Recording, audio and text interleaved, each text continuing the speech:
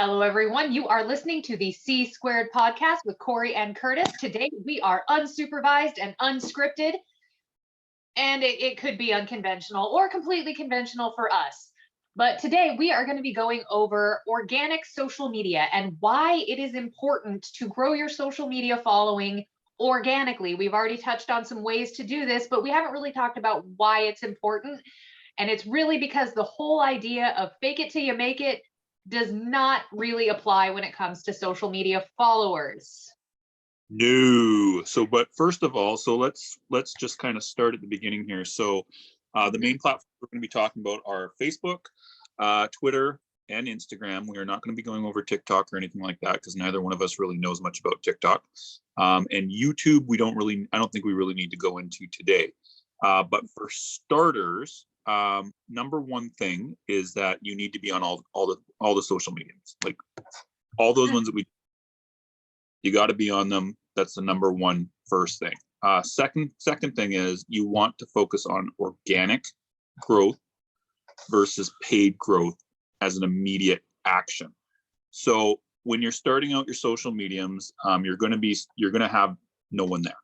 Everybody knows that. You're just not going to have anybody. So if you're a new band, you're going to have low numbers as a first thing. So usually what most people do when they're first starting out, I'm going to give a couple things, I'm going to shoot it over to Corey, is that first thing that they do is they get people to like the page by inviting people, like their friends is usually a first thing. The band will get their friends to like the page as a starting point. Then if they have anybody else, if they have anybody on their mailing list or anything like that, they'll invite people to like that way. So what are some other organic ways a band can start getting organic followers other than what I just said, Corey? Engaging in groups. So there are a million groups on Facebook that you can go and engage with. They're usually broken up by genre. You can engage with meme groups. You can do things like that to put your name out there and promote your band. You can go engage, and this is good on all social media platforms. Go engage with people who have, or bands that have a similar style to yours. Yep. But do so in a meaningful and authentic way rather than leaving like a little heart emoji or something like that. Say, hey guys, you did a wonderful job on your new video. Super awesome. Can't wait to see more from you. Things like that, that, create a back and forth between you and these other bands, because chances are, if they're similar to you, their audience is probably going to like you as well. You can also engage with publications like Metal Injection. Again, do so in a meaningful way, because if you become super spammy with your self-promotion, you will most likely be shadow banned, in which case it'll only be us and you that can see your posts. So again, do so in a meaningful way with the engagement. Go and create content that people like to see. Easy, low-hanging fruit is memes. They're super simple and generally pretty funny. You can also create, if you're an artist, share some of your artwork. If you like to cook, share some like pieces of your life that people can really engage with. And the limited pool of fans that you have will start to share and become your advocate the more emotionally invested they are in you and your band. And the best way to do that is to show them who you actually are. Yep. If you nerd out over something, nerd out in public. Like if you are a super Star Wars fan and you do, like some sort of doomy kind of metal or something like that, that kind of an audience, the sci-fi audience, would identify with, then share that. I mean, Alpha Buddhist does that kind of stuff where they share the things that they're super into with their audience. Yep. And it works. Yep. The key thing that Corey just brought up is you got to do a lot of engagement with groups. You got to do a lot of engagement with other people, sharing stuff. But the key thing is the engagement part. So as a first thing, I just want to bring up too, is it's not an immediate, it's usually not immediate where you go from like 0 followers to a few thousand followers. It usually takes a period of a few months, and it takes a lot of push and posting at first in order to kind of break through and get people to even notice who you are. Sometimes you can fluke out and you can start getting follows right away. but it's usually not that likely, because like if you look at almost any band that got big, that is fairly well known on social media right now, it usually was a push of like months to years in order to get them to a point where they had like a massive following. But the key thing is that you have to engage and you have to actually be talking to people and stuff like that in order for you to grow. So Corey, can you bring up really quickly? So actually I'm gonna say something on it first. So first of all, if you're a new band and you have super inflated numbers, that's always going to be a warning sign. So how do I want to phrase this? So like, let's say that if you're a brand new band, you only have one single out and you have, for example, 40,000 likes on Facebook. Doesn't really look right. I know that sometimes people will advocate to, you know, get some fake followers or get some inflated numbers in order to make yourself look good. And while that can help a little bit, you want to try your best to keep it on the organic side, because if you, for example, have 40,000 followers, but only like 1,000 of them are legit, or people that actually, you know, want to listen to you, you're going to have a low engagement rate. Can you kind of go over that a little bit, Corey? So a good rule of thumb when it comes to engagement on your personal social medias is you want to aim for at least 5% of your audience engaging with each of your posts at any given time. So if you have 40,000 followers, but only, you know, 1,000 of them are legit, you're never going to hit that 5%. Everybody's going to know what you did to get those followers, i.e., you know, buying them or doing or gathering them in an inauthentic way. Whether they're bought or whether they're bots. So the two different type of bot there, purchased versus robotic. So everybody's going to know, and it's going to be, it'll look worse than having a small but very engaged following of, you know, a few thousand people, but you're getting 10, 15, 20% engagement on your posts. That looks so much better than having a massive following with nobody listening to you. And I can tell you from, you know, personal conversations that I've had that major record labels look at your engagement. So if you're out there shopping for a, you know, a label for your album, and they go to your socials and they see nobody's listening to you, they're going to pass, because they already, it's like, oh cool, they've made music but nobody's listening to it, nobody's paying attention. So you do want to look big, but at the same time you don't want to look fake big, because anybody can spot fake big from a mile away. So like your band with 40,000 followers, again, you have one single, nobody's engaging with your post. That's just it looks good at a glance maybe, but it doesn't even look good at a glance anymore, because the moment somebody looks at your first post and sees that you have 40,000 followers but one like on your post, they bounce, because they know it's fake. Or have like 2 plays on their SoundCloud and like 100,000 followers on Facebook or something like that. It looks, So let's just talk about inflating numbers just for a couple more minutes here. So it can look like, I know at one point a few years ago, it looked really, it was, I know a lot of people were doing it, and a lot of people have fucked up their accounts now from doing that. We had a client who I'm not going to name, I think it was when Corey was here, but I'm not sure, who actually had this problem where they had gone out, they'd gotten a bunch of follows and likes from people that weren't authentic, and now they were having a problem with getting their music actually in front of the right people. So they'd make a post, it wouldn't actually go to the right people, so then there was low engagement. So you kind of have to think long term. With Facebook especially, it's really not that big of a deal anymore, because the algorithm is so fucked up. Like even if you do have a lot of followers, it really doesn't matter, because even then people still aren't going to really see the post. So you're best off trying to do organic reach through Instagram and Twitter would be my thought. What are your thoughts on this, Corey? I agree. And it that does bring up a very good point about the algorithm. If you have a bunch of fake followers or purchased followers, then whenever you put something out there, you're not going to get any return on the investment of the time that you put in to make this post, or to create this album or release this single because it's not going to reach anybody that actually wants to hear it. And Yeah. that's the whole problem. It's like, you're not going to sell any merch. You're not going to sell any tickets. You're not going to, like, nobody's going to pay attention, and you're not going to get anything for having those followers, which is why I say having a small but very engaged audience is far more valuable than having a big, broad audience of people who aren't listening to you. Yeah, and it's not just the problem with bands with doing this. I mean, I've seen do Yeah, this. I've seen brands, I've seen companies, I've seen individuals. Like, I've seen a lot of people do this, and it's just a very poor practice. Yeah, and at one point it probably made sense, but now Mhm. it doesn't make any sense really to do it as much anymore, because it's just not worth your time and effort. But again, it's not just musicians that do this, it's blogs, brands, different things. Yeah. So in my day job, part of my job is choosing specific people, content curators, things like that to work with. The first thing I look at isn't the number of followers, it's the engagement rate. And I've been looking at the engagement rate for probably the past 6 or 7 years. I never look at the followers first.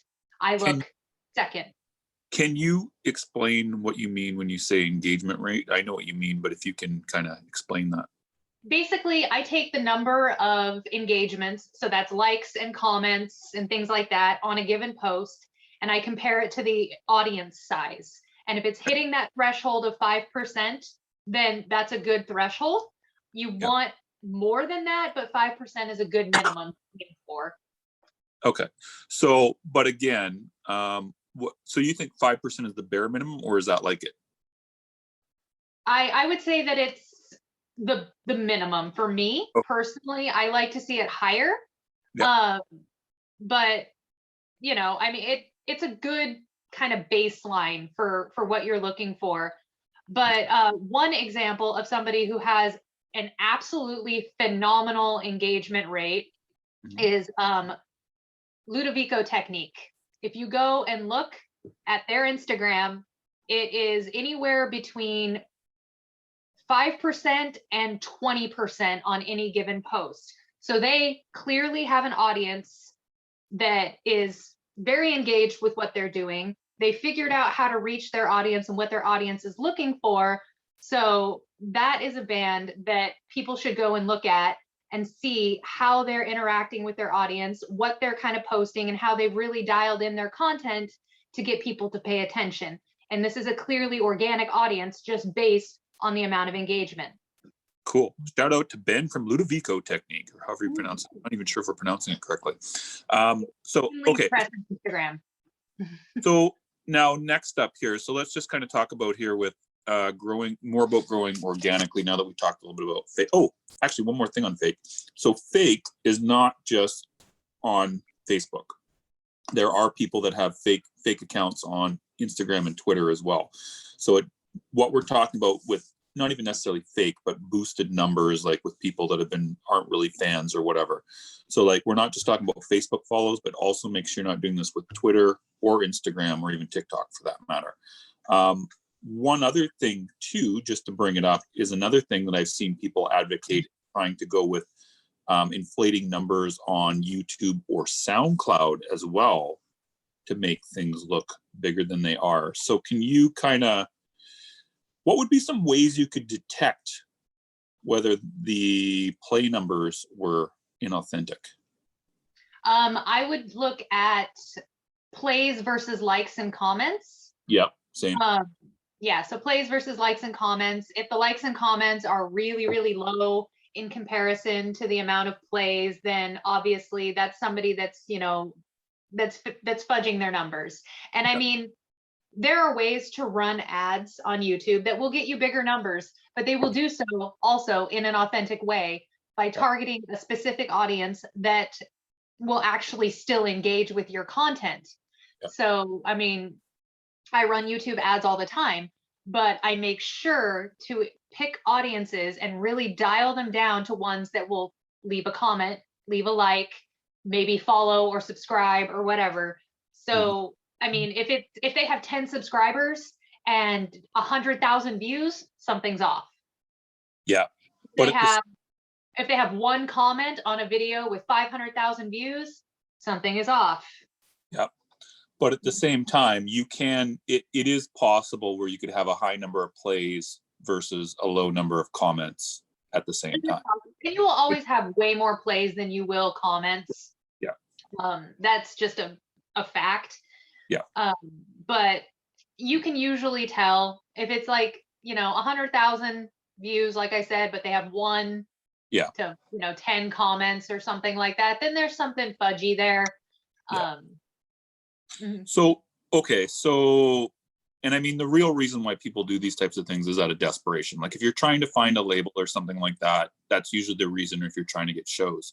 But the key thing is like, you have to kind of look at it from the viewpoint of like, even if you do fool the label, or even if you do fool the promoter, no one's going to be buying your music. What were you going to say? And there's a really good example of somebody who did this. Who? And that is Threaten. Yeah, Threaten. That's right. I forgot about him. Threaten is the king of the fake social media presence. He is. Now, let's talk about him for a second, because I had two of his members on my prior podcast. In actual fact, I don't know if you're aware of that or not, but yeah, and we talked to them extensively about it. So the thing with Threaten is he bought, wasn't it like 100,000 likes or something goofy like that? It was like a fucking ton. It And a was ton of, ridiculous, like followers, likes, views. He bought all of them. and he got so much press. He got Rolling Stone, he got AP, he got absolutely everything, and he still didn't sell shit, to my understanding. And he still couldn't even, he did a show in London at the Underworld, I think it was, and he only attracted, I think it was like 5 people or something. Or no, sorry, 20 people, but they were all press except for something like 5 people.